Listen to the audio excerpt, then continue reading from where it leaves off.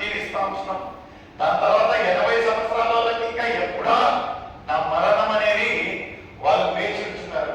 ఎందుకంటే మరణం అనేది అందరూ రుచి చూడాల్సిన ఒక్కటే, ఎవరు కానీ మరణము తప్పించుకోలేరు. అయితే విశ్వాసులుగా దేవుని యొక్క బిడ్డలుగా మనకుండే ఒక నిరీక్షణ ఏముంటున్నదంటే, ఎవరైతే నాలో ఉంటున్నారో మరణించినను మరలా తిరిగి లేస్తారు. ఎంత సంతోషం! తాత్కాలికంగా ఇక్కడ లోకరీతిగా లోకానికి మాత్రమే మనము మరణించినట్టు ఉంటారేమో కానీ మనం ఎక్కడ జీవిస్తాము? యేసయ్యతో. ఎంత గొప్ప సంగతి చూడండి ప్రియమైన సోదరి సోదరులారా. ఇక్కడ ఒక లేఖనాలలో మనం చూసినట్లయితే మనము లాస్ట్ విశ్వాసులుగా ఏ దానిని మరణించినను ఏ దాన్ని మనము భయపడకపోయినను లాస్ట్ గా ఉండేది మరొకసారి మొదటి కొరింథీయులు 10వ అధ్యాయము 26వ వచనం ఒకసారి చదివి సేకరించండి. 10వ అధ్యాయము 26వ వచనం తీసుకురావాలి, చదివి సేకరించండి.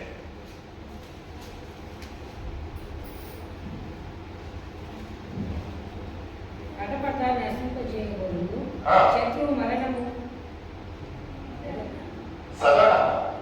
కడపట్ల నశింపజేయబడును శత్రువు మరణము దేవుడు సమస్తంలో క్రీస్తు బాధలో లోపరిచి ఉండేది.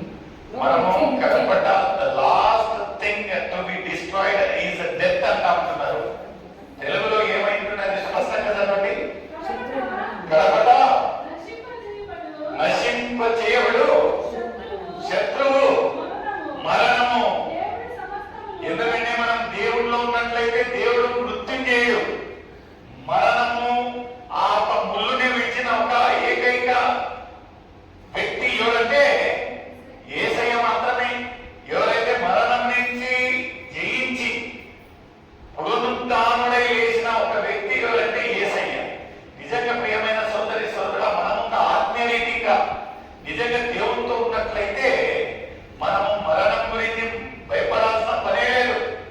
ఎందుకంటే మనకు తోడు నీడగా ఎవరు ఉంటున్నారండి? యేసయ్య ఉంటున్నారు. హల్లెలూయా. అయితే మానవులుగా మనం ఎలా ఉంటున్నదంటే ఆశ, అతి ఆశ. ఒక అతను ఒక ఉదాహరణ ఏం చెప్పిండంటే, దేవుడు సృష్టించేటప్పుడు ఏం చేశాడంట, ఫస్ట్ మనిషిని పిలిచాడంట. మనిషిని పిలిచి నీకు భార్య పిల్లలు అనేది ఏం మెన్షన్ చేయకుండా నీకు సమస్తం ఈ లోకంలో ఎంజాయ్ చేయడానికి ఇది ఇస్తా ఉంటున్నాను, నీకు ఆయుష్కాలము 20 సంవత్సరాలు అంటారు. పాపము మనిషికి అప్పుడే కదా కొత్తగా సృష్టించింది, ఆయనకు ఏమేమి అనుభవియాలా అది ఇది ఏం తెలియలేంట. 20 సంవత్సరాలు అనేసరికి సంతోషపడ్డాడంట. అప్ప నా ఆయుష్కాలం 20 సంవత్సరాలు. ఆ తర్వాత ఏమయ్యాడంటే గార్డెన్ సృష్టించిందట. గార్డెన్ సృష్టించి పిలిచి గార్డెన్ చెప్తాడంట, నీకు 60 సంవత్సరాలు అంట. ఇతనికి ఏంటమ్మా నాకు 20, ఇతని దీన్ని చూస్తే 2 కట్లు ఎక్కువ ఇచ్చిండు.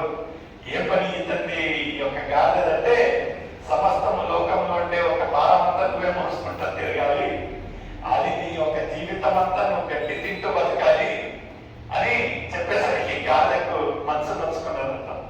ఆ మనిషికి చూస్తే 20 సంవత్సరాలు ఇచ్చి అంత అధికారం ఇచ్చావు, ఎంజాయ్ చేయమని ఇష్టం వచ్చిన తిన్నామని చెప్పావు, నాకు చూస్తే గడ్డి వేయాలా మరి భారం అంతా మోసుకుంటా తిరగాలంటే నాకు చేతగా దేవా, దయతో వీలైనట్లయితే నా ఆయుష్కాలంలో సగం చేయంటాడు. అన్నట్టు అయితే 60 సంవత్సరాలు సగం చేసి ఎంత అయిందండి? 30 సంవత్సరాలు. మనిషిది 20 సంవత్సరాలు, గార్డెన్ ఎన్ని సంవత్సరాలు అయింది? 30 సంవత్సరాలు.